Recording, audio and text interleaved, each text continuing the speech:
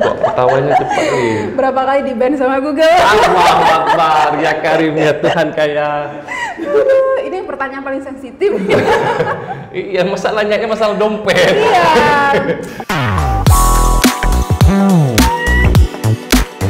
Hai, saya Yudi Randa. Saya Ihan Nurdin, profesi saya jurnalis, saya juga blogger, dan saya mulai ngeblog itu sejak 2005. Jadi blogger dari 2005, blogging hari ini itu di www.hikayatbanda.com atau di Steemit bukan Yudi.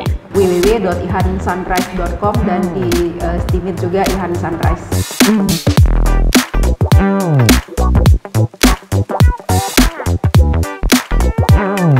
Kenapa memilih jadi blogger? Dulu sih mikir keren aja sih. 2010 jadi blogger pertama. Enggak deh, 2005 dulu jadi blogger. Kenapa ya? Dulu masih hobi-hobi nulis, curhat. Di 2015 pengen jadi blogger, ya ada penghasilannya pasti. Bisa jalan-jalan pasti. Awalnya sih waktu itu berawal dari Kemaru internet ya. Kemaru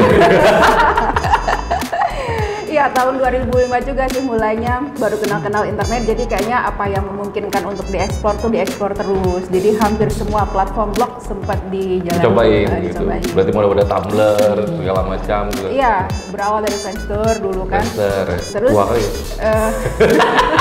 multiply banget.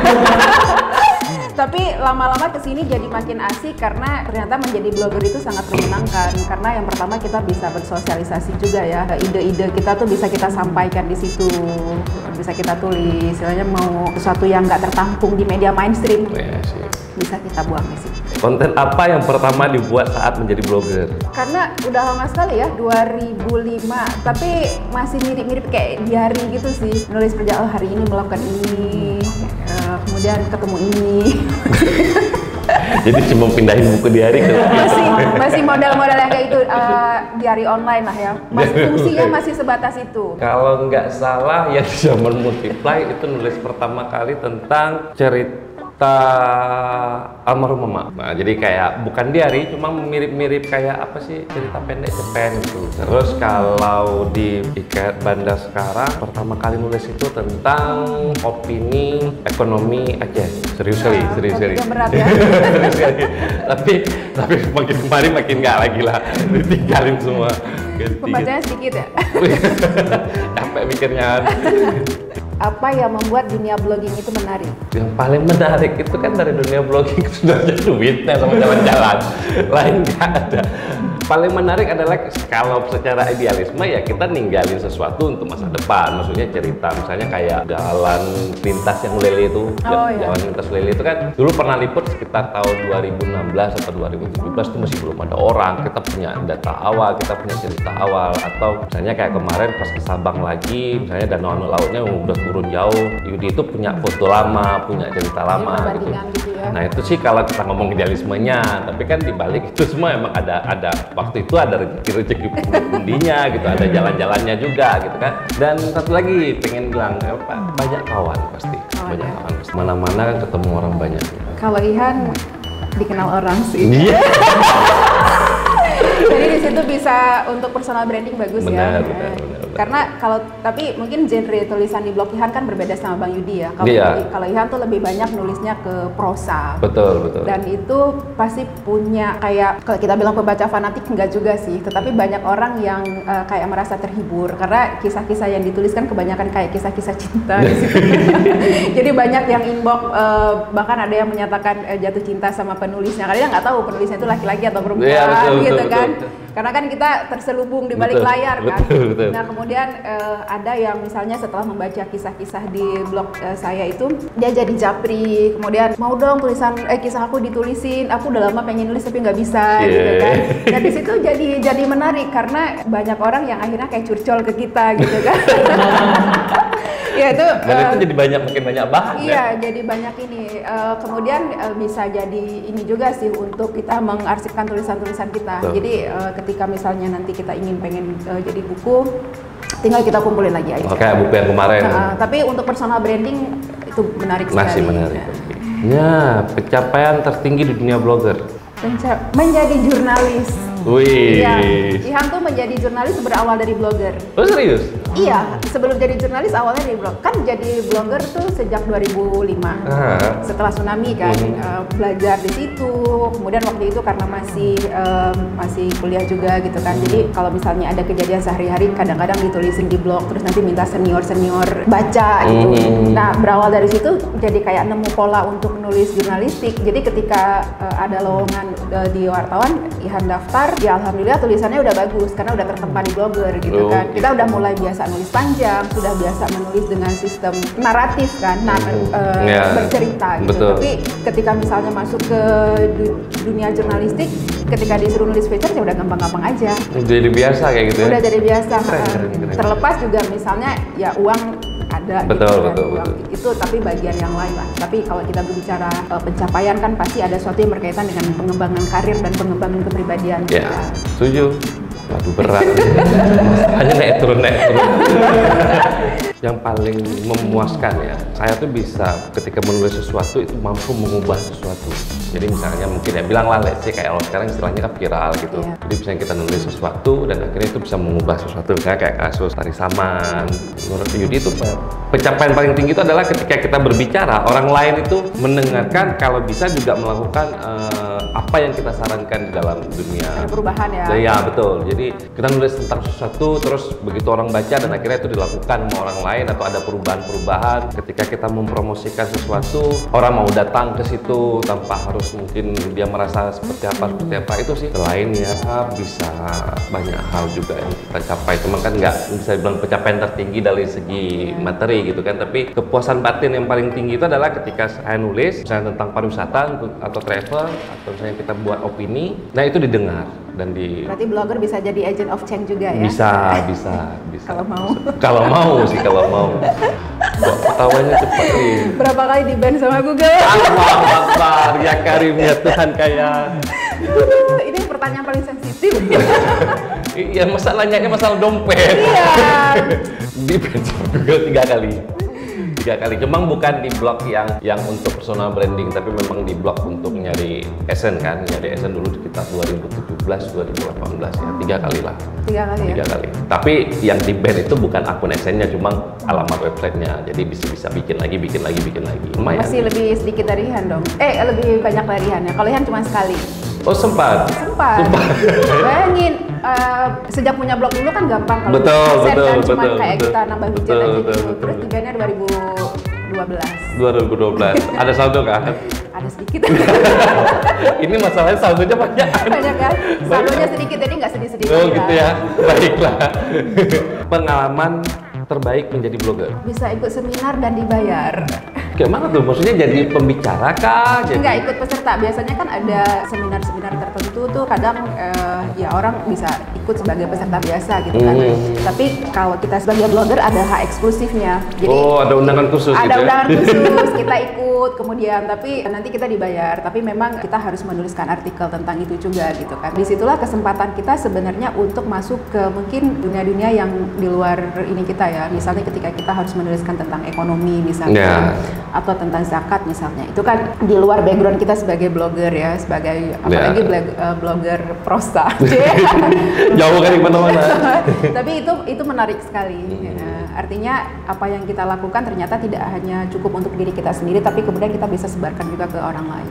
Pencapaian pengalaman terbaik itu karena mau ngomongnya kita blog travel ya pasti travel lah. 2016 diundang sama Ministry Tourism Malaysia. Terus terakhir jalan-jalan itu ke Sentarum sih, Danau Sentarum. Ke Kalimantan ya? Kalimantan, Pontianak, paling ujung. Itu menarik sih mulai dari perjalanannya, tempatnya gitu, stay di sana segala macam. Jadi ya punya suatu hal yang baru kan, maksudnya dari sekian perjalanan yang diundang banyak, tapi di Sentarum ini memang punya kesan tersendiri gitu. Pendapatan terbesar dalam sebulan. Fluktuatif kan. Ini lagi kosong sih rupanya nggak ada. Dalam sebulan masalahnya dunia ini kan dunia yang fluktuatif gitu. Maksudnya ketika dia musim banyak betul, ketika dia musim tak ada nggak ada gitu. Kalau misalnya orang menanya seperti itu biasanya yang dihitung adalah ASN. Nah kalau di Yudi, ASN itu cuma jadi ya kayak tadi kayak passive income gitu. Jadi cuma ya cair $100 yang penting cair atau 100 1.500.000 dulu gitu cair. Tapi yang dapat dari luar dari Esen itu lumayan gitu. Misalnya dari endorse, dari undangan traveling, atau nanti dari undangan jadi narsum, jadi konsultan pariwisata gitu kan. Nah itu kan semuanya masih berentet gitu. Terus kayak pernah kerja di USAID, ya lumayan, pernah hampir Berapa digit?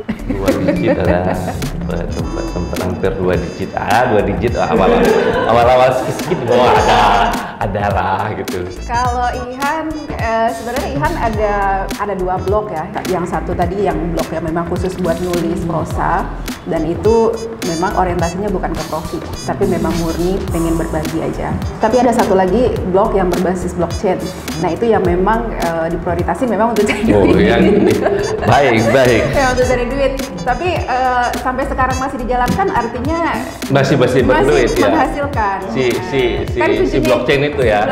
Iya masih. Kalau udah nggak dijalani lagi berarti nggak ada yang menghasilkan. Benar.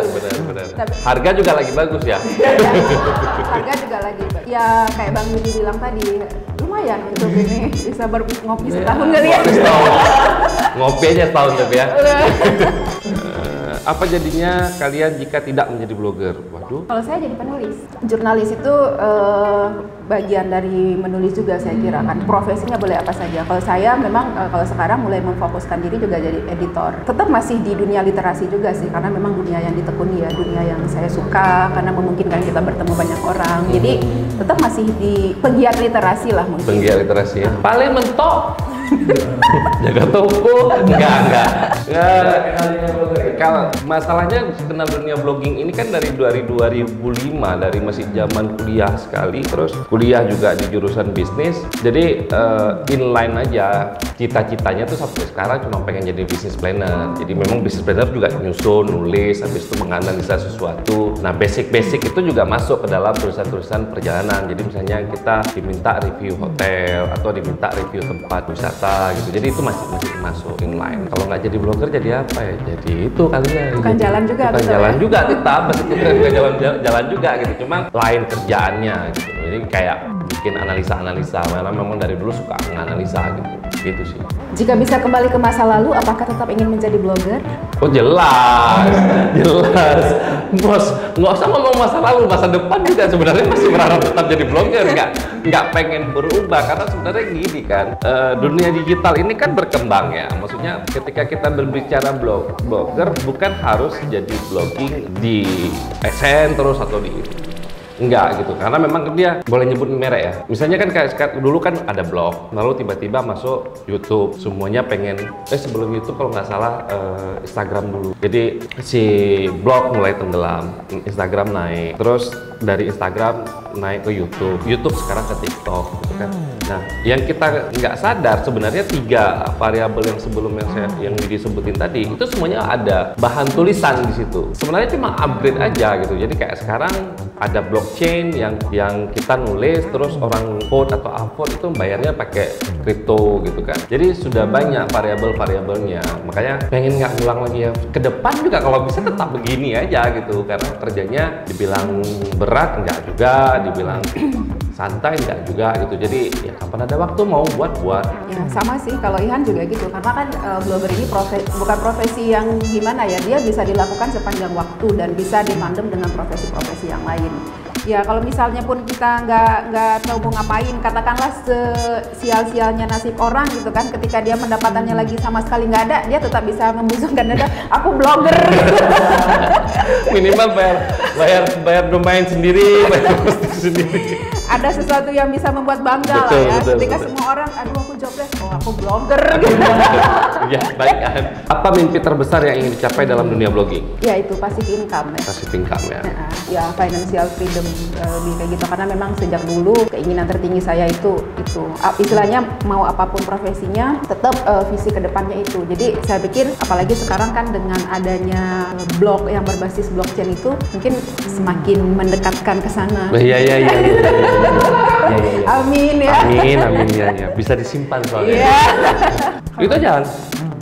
Itu sebenarnya kaderisasi kalau UDC. maksudnya kaderisasi. Jadi ya kita juga sadar bentar lagi juga kepalanya kepala 4 gitu kan. Tapi anak-anak sekarang maksudnya dari Aceh sendiri atau dari putaran kan udah kurang yang kaderisasi. Sebenarnya itu yang pengen dicapai sampai hari ini. Maksudnya kalau kita hanya ngasih bayangan, oh ini blogging atau belajar blogger atau mau jadi STEMian atau apa gitu, dapat uangnya begini. Cuma kalau emang mereka nggak mau kan, kasihan aja. Karena kasihannya itu baik dari masa depan si individu yang si anak ini atau si penerusnya, kasihannya itu juga termasuk ke daerah kita. Pada akhirnya kita juga nyari lagi untuk branding ulang, nyari lagi untuk promosi ulang gitu. Nggak ada lagi yang nulis-nulis yang untuk diindeks sama Google kan. Ya kalau masalah finansial pasti ya. Dalam dunia blogging ini kan hal-hal seperti itu bukan tidak mungkin tercapai, bahkan pernah tercapai pada di awal-awal 2017, 2018 pernah tercapai. Masa jaya-jaya Bang Yudi ya? Masa jaya, alhamdulillah. Alhamdulillah. Sekarang ya mungkin karena efek corona sih sebenarnya kalau saya bilang ya. Maksudnya di awal-awal menjelang sebelum corona itu kerjaan sudah mulai ada sebenarnya. Jadi nggak mati-mati kali. Kementerian juga masih pakai gitu kan, beberapa badan dari nasional juga masih pakai. Cuma ya kondisi aja sih sebenarnya sih. Memang begitu kondisi begini dengan corona, apalagi Yudi basicnya juga blogger travel ya hancur lebur sih pasti. Cuma ya kalau Mas setiap hari traveling juga ya? Dari rumah? Dari rumah paling kolokser gitu kan, nyari sesuap nasi, nyari sesuap kopi gitu-gitulah. Kayak gitu sih kan. Oke.